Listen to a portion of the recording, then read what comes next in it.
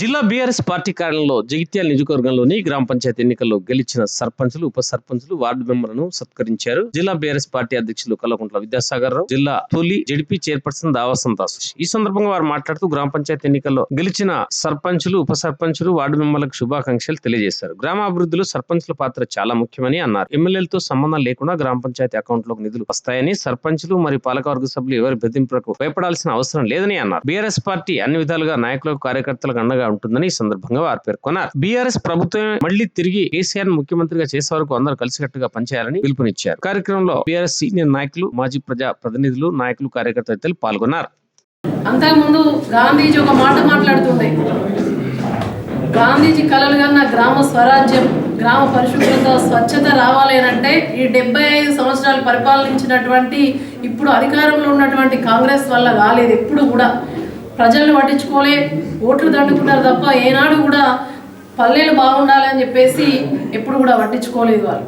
కానీ కేసీఆర్ గారు వచ్చిన తర్వాత తెలంగాణ పల్లెలన్నీ కూడా పచ్చదనంతో పరిశుభ్రంగా వాళ్ళకు కావాల్సినటువంటి మౌలిక వసతుల కల్పన ధ్యేయంగా మరి కేసీఆర్ గారు మన జైత్యాలలో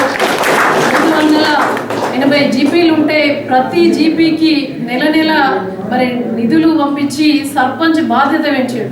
దయచేసి మీడియా ద్వారా కూడా చెప్తున్నా, మా సర్పంచ్లకు అదేవిధంగా కొంతమంది భయభ్రాంతులకు గురి చేస్తారు, కొంతమంది దాడి చేస్తారేమో, ఏ పని కానియరేమో అని చెప్పేసి మా సర్పంచ్లు కూడా ఇప్పుడు ఉన్నటువంటి అధికార పార్టీ మరి ఎమ్మెల్యే గారు చాలా ప్రలోభాలకు గురి చేసి, భయభ్రాంతులకు గురి చేస్తే అటు వెళ్తారు.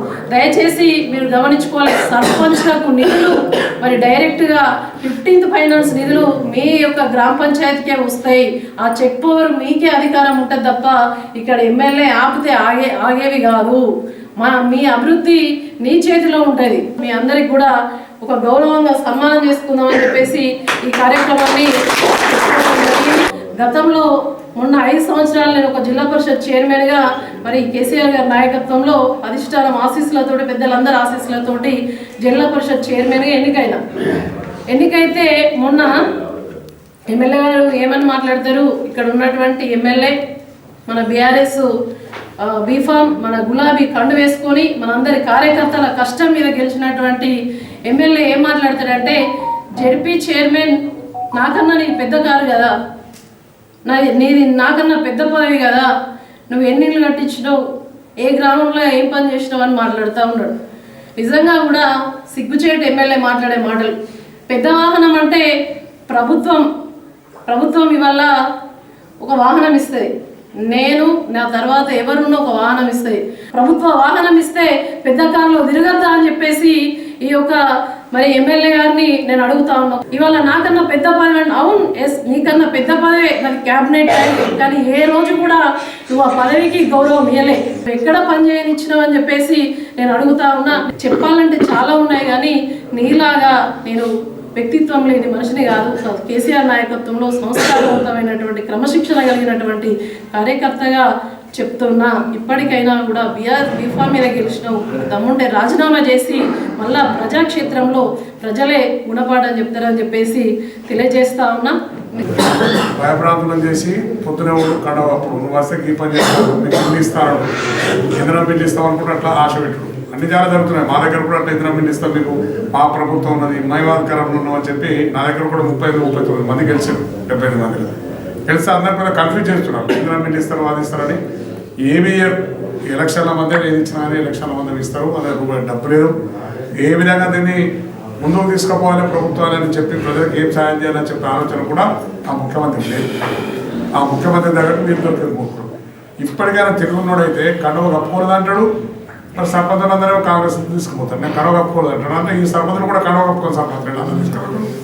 నువ్వు మరి కనీసం ధైర్యం ఉంటే పో, కండువ కప్పుకోవాలని ఇష్టం ఉంటే రాజీనామా చేసి కండువ కప్పుకొని మళ్ళీ కాంగ్రెస్ నుంచి పోటీ చేయి. గదిగారి కండువ కప్పుకొని ఎన్ని రోజులు పంపి పెడతావు. మొన్న నేను స్పీకర్ వెళ్తే స్పీకర్ దగ్గర కూడా నేను పార్టీ మారలేదని చెప్పుకున్నాడు. మరి పార్టీ మారడానికి ఎందుకు అయితే ఆతృప్తి ఎందుకు, ఇంకా మరి కాంగ్రెస్ తీసుకుపోవాలని ఏదో చేయాలని చెప్పి ఇలా కుర్ల ఎమ్మెల్యే వచ్చి ఇక్కడ హాస్పిటల్ తీసుకుపోతే జగిత్యాల అనేది జిల్లా హెడ్ క్వార్టర్. మన జిల్లాలో అన్ని గ్రామాలకు జిల్లా హెడ్ క్వార్టర్ మన అందరికి హక్కున్నారు. మీరు కూడా అందరూ కూడా పోవచ్చు, దవాఖాన పోవచ్చు, అక్కడ జరగనేమైనా అవకతవకలు జరగదు కూడా ప్రశ్నించే హక్కు మీ వార్డు మెంబర్లకు ఉన్నది, సర్పంచులకు కూడా అందరికీ ఉన్నది. మన అందరికీ జిల్లా తప్పగా నువ్వు మమ్మల్ని తీసుకోకూడదు. మీరు కూడా ఒక్కడే చెప్తున్నాం మీ అందరికీ. అయ్యో మన ప్రభుత్వం లేదా ఇంకో 2 ఏళ్ళు 3 ఏళ్ళు పోయినా దురదృష్టం 2 ఏళ్ళు 5 ఏళ్ళు పాడవ వనవాసం పోయినట్టు 2 ఏళ్ళు గడిచిపోయింది. ఇంకా 3 ఏళ్ళు ఉంది మనకి. 3 ఏళ్ళలో ఒక 2 ఏళ్ళే ఒక ఏడాది ఎలక్షన్ల ముందు ఉంటుంది. మళ్ళీ అటువైన ఇటువైన మన ఎంబడి తిరుగుతారు. మళ్ళీ అప్పటికి వస్తారు కానీ ఇంకా 2 ఏళ్ళు వస్తుంది. మనం 2 ఏళ్ళు కష్టపడదాం. పనులు కాకుండా మీకు ఒకటే చెప్తున్నాం, న్యాయమైన పని ఎక్కడ కాకుండా, ఏ ఆఫీసులో కాకుండా, ఏ పోలీస్ స్టేషన్లో కాకుండా అలా వచ్చి కూర్చుంటాం, ధర్నా చేస్తాం. తెలంగాణ కోసం కొట్లాడలేదు తెలంగాణ రాష్ట్రం. అదేవిధంగా ఇవాళ ధర్నా సాధించుకున్నాం. న్యాయమైన పని ఎక్కడ కాకుండా ఒక్క ఫోన్ ద్వారా చెప్తారంటే మేమందరం వచ్చి కూర్చుంటాం అక్కడ. మా సర్పంచ్లో భయభ్రాంతులను తీసుకు కానీ మరి ఎంపీడీసీలో కానీ దేని భయపడేది పోరాటమే మన అడుగుతాడు. పోరాటం చేత భయపడ ముచ్చట్లేదు. ఏది లేదని విజయోత్సవాలు చేసుకునే పరిస్థితి కల్పించుకొని ఇంకా ప్రజలు మభ్యపెట్టు. ప్రజలు ఎందుకంటే మోసపోతున్నారు తెలిసిపోయినారు. ప్రజలకు కూడా తెలిసిపోయి కానీ భయపడుతున్నారు.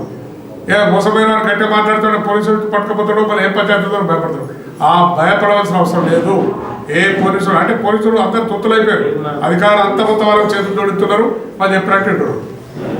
అటువంటి పరిస్థితులు కనుక మీరు ఎక్కడ భయపడలేదు. మనం పోరాటం చేద్దాం. పోరాటం కోసం మీరు ఎక్కడ రాకుండా మన జిల్లా మొదటి నుంచి పోరాట జిల్లా. మన జగిత్యాల జిల్లా అంటే పోరాటం చేసి ఇలా అన్ని విధాలు ఎంతోమంది నాయకులు పోరాటం చేస్తారు. ఇవాళ జిల్లాను సంపాదించుకున్నాం. మనం ఆ జిల్లాను కాపాడుకునే బాధ్యత మన అందరి మీద ఉంది కనుక మీరు ఎక్కడ కూడా భయపడకుండా మీరు ముందు ఉండండి. మీ ఎప్పటి మేము ఉంటాం. మీరు ఏ దానికి కూడా భయపడదు. మేము ముందు ఉంటాం, మీరు ఎప్పుడు ఉంటామని చెప్పి తెలియజేస్తూ అందరికీ కూడా మరొకసారి కృతజ్ఞతలు, శుభాకాంక్షలు, ధైర్యంగా ఉండాలని చెప్పి కోరుకుంటూ సెలవు తీసుకుంటాం.